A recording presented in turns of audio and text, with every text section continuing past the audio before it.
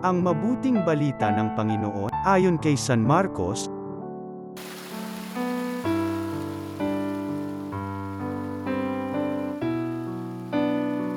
Noong panahong yun, nagpakita si Jesus sa 11 at sinabi sa kanila, "Humayo kayo sa buong sanlibutan at ipangaral ninyo sa lahat ang mabuting balita.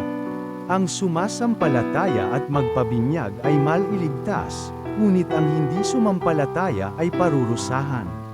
Ang mga sumampalataya ay magtataglay ng ganitong tanda ng kapangyarihan.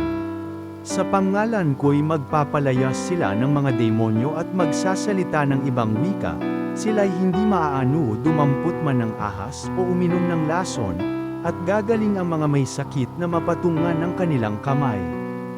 Ang mabuting balita ng Panginoon.